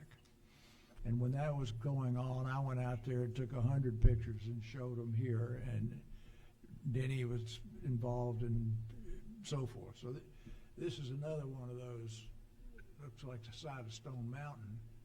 And as I looked this over, 27 feet is less than 30 feet. And, you know, we've established that we're going to change there's enough votes for the new ordinance when it gets written, sitting at the table, to say that this, by granting this variance, we would be within the intent of the council as expressed at this meeting and previously. And so I will make the motion that this variance be approved with the provision that all of that sewer business and stuff that's in here meets that requirement. Okay, is there a second? Just to clarify, now, Yes. is the variance 6 feet or 8 feet? Yeah, that's, what is it on the, 6 feet, he measured 36 feet, so it's actually 6 feet. I just did that with 6 feet measured from the lowest point on the property where the foundation intersects the soil. okay. That's my motion. So 6 But- feet, okay. But once it's With changed, the they would not even have to Correct. have a variance Yeah, Yeah. and next month, No. that, It would- next month, that's Yeah, gonna make follow that if very there's any. clear. Yeah, so this is clear, like, if, without the variance, once it's fixed, then you're not even gonna need a variance, like, you would not even be coming here. It's gonna be 27 feet. Is that correct? That is correct, just like on the first one. Well, Because if it starts at the point, the thing we're changing in the ordinance is the height, the lowest point, but theirs is just a flat piece of land there. no, theirs No, is not, this is no, like this. it's just like the first, the one you just I voted on. probably still have those pictures. No, I think I got rid of those pictures. It's exactly like that first lot. It has a very steep back. Yeah, it's not, there's nothing flat about this lot. So either we just Yeah. go ahead and do it now, or either they come back in a month or two and it's changed, and they don't have to have a variance They at don't all. have to They would have just have to anything. restart the application, which would be, that Yeah. would not be. I have made a motion. Okay, there is a motion on the table. Is there a second? Second. Okay, let's have a roll call vote. Dr. Whaley? Yes. Angie? I'm gonna abstain. I did the last time, so I'm gonna Okay. abstain this time too. Bill? Okay, and Christie? Yes. Okay. So actually, we would need a vote of 4. You have an affirmative, you do not have an affirmative vote of 3. Yeah, you have to have an affirmative vote of 3 to approve an ordinance. So Angie, you're resolution, or not motion. going to vote, even though you're not personally involved, you're not financially involved, you're just still not going to vote. No, I didn't the last time, and I just, prefer not to. And there is no reason why you shouldn't, just to clarify that. So you're going to vote no. I'm just gonna abstain, yeah. You're abstaining, okay. So that one would be denied because we do not have an affirmative vote of 3, correct? Okay. So Bill, you're voting no. Angie is abstaining. I just want to make sure that's correct. So then they just come back when it's changed, and you don't have to get a variance, I guess. What's another 4 months if it happens? What's another 4 months? Well, again, even if I was voting, I would probably say no, because I believe that the ordinance should be, the proper way is to change the ordinance and not do these variances. Okay. That's So your That's opinion. just my opinion, so. Okay. All right. Well, Yeah. let's move on. Okay, moving right along to discussion items, we're going to discuss open records policy, and I believe, Mandy, you want to go over a few things with that, some updates. Yes, ma'am, thank you. Mayor Vargas. Thank you, Mayor. As I've mentioned in my presentations this month and last, we are inundated at the staff level with open records requests on a near daily basis. And we are certainly doing all that we can to comply and working hard to comply with the Open Records Act that guides those requests and the retrieval, redaction, and production of those documents that respond to those requests. However, there has been some confusion in maybe the processes, the timelines, and the cost associated with that work. Now, every time that we certainly want to act in good faith, and we certainly want to act in transparency and in timeliness and being responsive to those requests. But we also have to bear in mind that the volume and the nature of these requests, being that they are so time consuming for our staff and on our resources, that every minute we are pulled to responding to those requests is a minute that we're not spending providing public services to the benefit of the entirety of the city. So to try to clarify that, we have proposed a policy document for council's consideration that we are suggesting be implemented that would give some more guidance. We would certainly publish this document on our website and produce it to anyone who has questions. It would just give more guidance on what internal processes we'll use, internal timelines, and also cost. Georgia statute does allow for cost to be applied to the retrieval and redaction and production of information, as well as the copying of that. And that those costs by law, please correct me if I misquote this, Mr. Attorney, but I believe it's the first 15 minutes is free, and anything above and beyond that is to be charged at an hourly rate that is equivalent to the rate of the lowest paid employee who was qualified to produce the requested documents. It is costing the city, in my estimation, a great deal of money and a great deal of time. And so this process would allow us to clarify those requests, make sure that we understand them, produce an estimate of the time, the cost, and the other requirements of producing the documents that the request is seeking. Once that estimate has been received and acknowledged by the requestor, if they then agree that they are willing to pay those costs, at that point we would begin the retrieval of the documents, the redactions, et cetera, that are required, and then produce them in as timely basis as we can and as the law requires. So that is our recommendation. Our clerks put this policy together after reviewing similar policies in a number of other jurisdictions. And I would say this falls in line, lock in step with those other jurisdictions that we looked at. I would certainly recommend approval of this. Council, are you, would they be ready to vote on this tonight, or would you prefer for them to review it? We directed her to come up with Yes. this. I don't see why we should not vote to Okay. approve it. I agree. I've moved that we approve it. Well, Okay. we asked her to do it, she did it, and that's the work Perfect. product. Love it. Okay, second? Second. Okay, let's have a roll call vote. Dr. Whaley? Let me Or do ask you have a question. discussion? Yeah, let me ask a question though. In no way is a hardship on folks to get information though. I mean, it's like it's going to give them the information they ask for when they ask for it, and not get the runaround, because I think there's been some complaints about folks not getting what they wanted or what they requested. So this is just basically just a procedure. Well, this is a procedure and a process as well as a cost. And let me clarify, the Open Records Act is about records. It's not about commentary. It's not a question and answer session. It's not a time to discuss certain issues that folks may be interested in. It is to produce a document that is already in existence. It is not to To We create. are not to create documents. So I know sometimes there's been some, I'll call it discussion. Most often it's very impolite discussion that is happening about whether we are producing something. And there have been a number of accusations made against this staff that information is being withheld when simply the information is not yet in existence or a record has not been compiled. We are under no legal obligation, Chuck, you correct me if I'm wrong, to create something. I also cannot produce something that does not yet exist.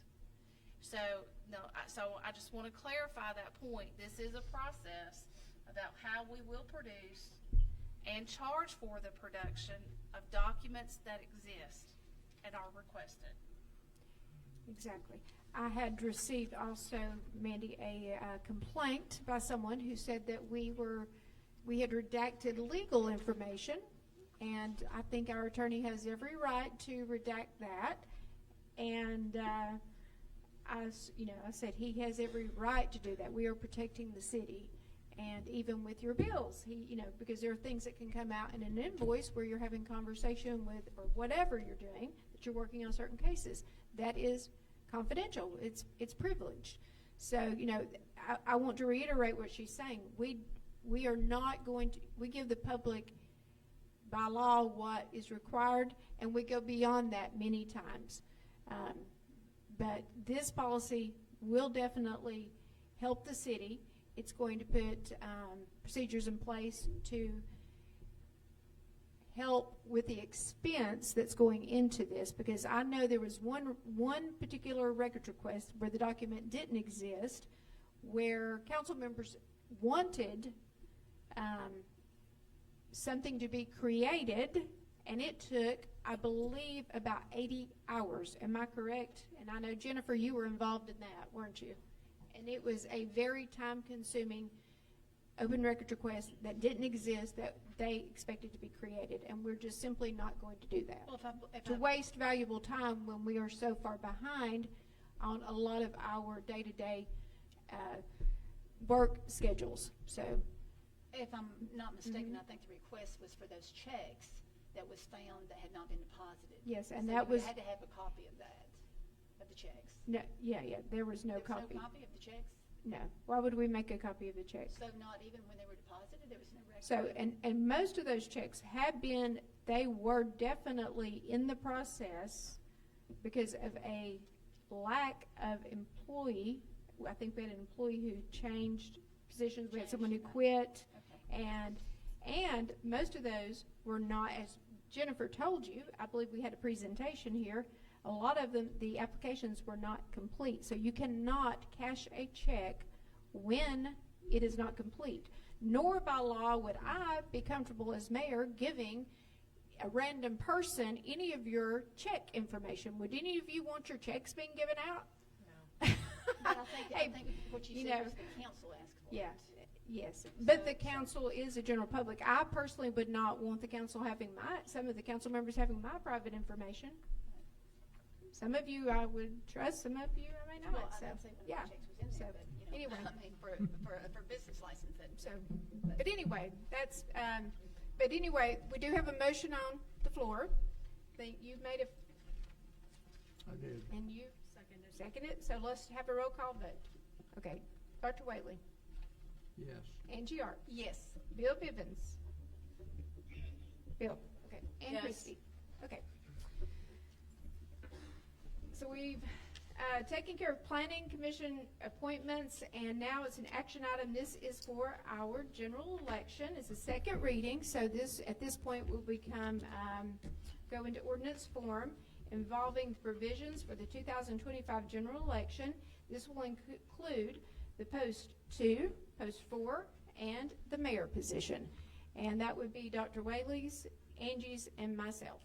And this election, this will set the guidelines for the election process. So have you all, we had first reading. Does anyone have any questions before we have a motion? Okay, is there a motion? I move we accept. Okay, is there a I second? move we accept BR 2025-08. Okay, is there a second? Second. Okay, I think they both did, Jennifer. So we'll have a roll call vote. Dr. Whaley? Yes. Angie? Yes. Bill Bivens? And Christie? Yes. Okay. So there will be an election. Yay! I'm counting down the days. Okay. Public comments. And you will have 3 minutes. I'll make it short and sweet. Hi, I'm Bonnie Whitehead. I'm here on behalf of Blue Ridge Realty, our real estate Closer office. to the microphone, please. I'll have to stand on my tiptoes. Bonnie Go ahead. Whitehead.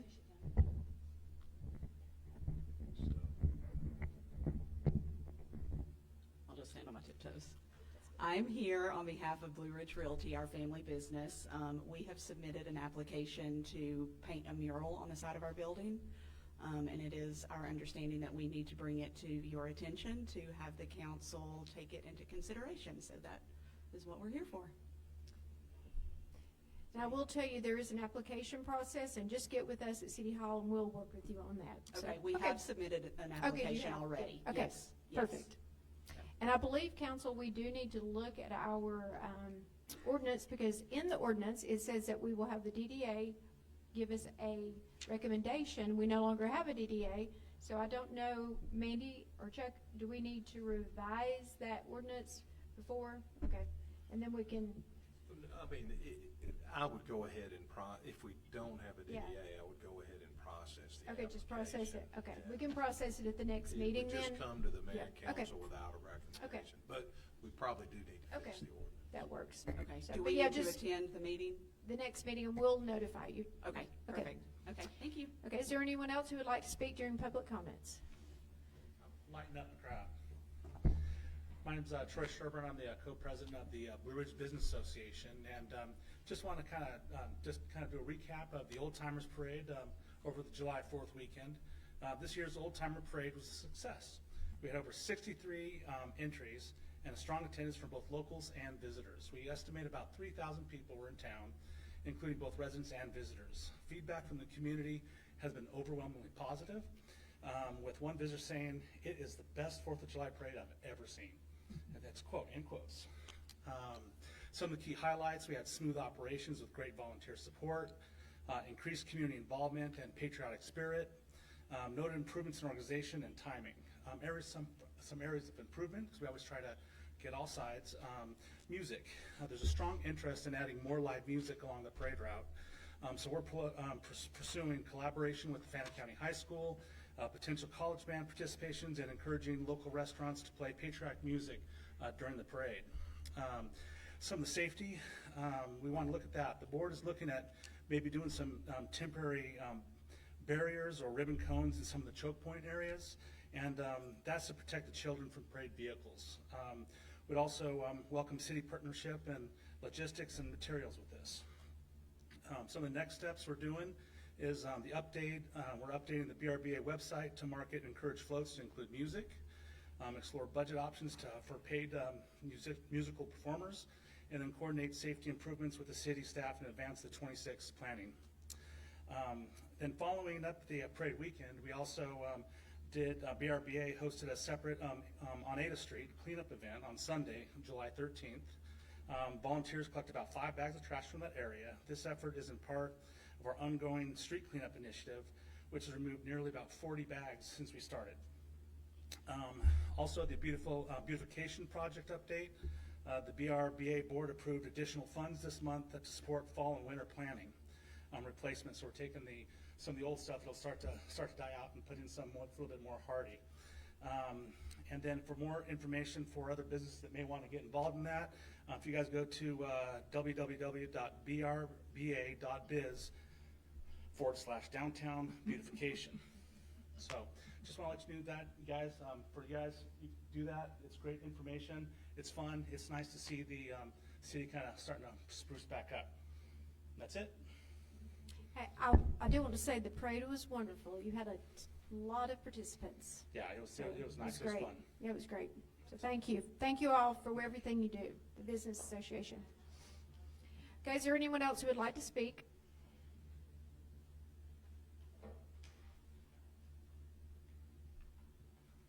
Hello. Hello, Mayor and Council. I'm Karen Walton, and I'm here on behalf of Black Bear Antiques. And they're located at 4177 East First Street, the old Valley Village Shopping Center, Pizza Hut Shopping Center. They are in the C2 commercial zone, and they are also requesting that a mural be painted on the back of their building. As we all know, previously, traffic was in, well, most. If you've been here a long time, you know that previously the traffic was in the front of the building, and now with the road, the traffic is in the back, and it would be a great opportunity to advertise the business and also be good for Blue Ridge. So they are making that request. They did submit an application in the spring of '24 when they were in the process of opening the new location. I really don't know where that is, and with the DDA no longer being in existence, I don't know if they have to start anything over. I would suggest they start the process over. Okay. Yep. They With any do have- updated information they have. Okay, they have application in hand. There've been conversations that started probably in April. Yeah. But the request is permission to do a mural on the back of the building. Yeah, and we could look at both at next meeting, so that can get it in. All right. Okay. Thank you so much. Sounds great. Is there anyone else who would like to speak? Can I make a comment about the application? Just 'cause Yes, I think yes, please. With it, I think we only allow murals in certain areas, so we'd have to look at seeing if in C1 or C2 or what is Black Bear? So I think White Bear is Zone? is it C1 or C2? Yeah, C2. Okay, and y'all are C2 also, or so what would that be? I think you're either C1 or C2. Yeah. Because they're not Yeah. down in the downtown. I so would we'd say you're have to- C1. But now they are allowed, we just limit the number. I believe that there's a limitation of the number of murals per year as well. Is that correct? Sounds right. I think so. We haven't had one in a while, so we simply, it's 2 per year, isn't it? So we need to review that as well. And we may need to do some modification for that, because I believe you even said there's someone else, possibly. Is John there? and Sandy's, John and Oh, Suzanne yeah, the Steps steps, had yeah. said they wanted to paint their tanks, something with the ice cream. Okay. Well, I know the Arts Association had also received a grant to paint some murals also. I don't know if they still even have that, but that might be something to look at as well. So, okay, is there anyone else who would like to comment during public comments? Okay, we will need to go into executive session, and of course, executive session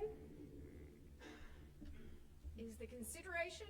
I'd like to ask for the consideration of a motion to enter into executive session pursuant to OCGA 50-14-1 for matters properly included in the Georgia Public Meetings Law, specifically pending potential litigation, settlement claims, administrative proceedings, or other judicial actions.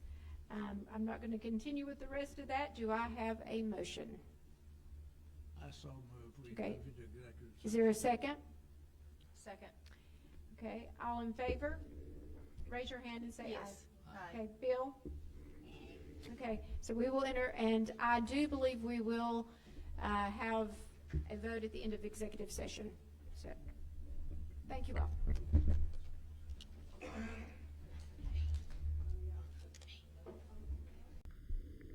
I move that we exit executive session. Okay, is there a second? Second. Okay, all in favor, raise your hand. Say aye. Okay, is there a motion after executive? I make a motion that the chief of police have the authority to hire a new employee, that's Mike Benninger, and elevate Jimmy Randazzo to full-time, both of whom have been adequately scrutinized during executive session. Okay, is there a second? Second. Okay, let's have a roll call vote. Dr. Whaley? Yes. Angie? Yes. And Christie? Yes. Okay. No further business needs to be addressed at this time, so meeting is adjourned. Rhonda, you gonna give that to me tonight, or? Yeah, let me go ahead and sign that and just give it personally back to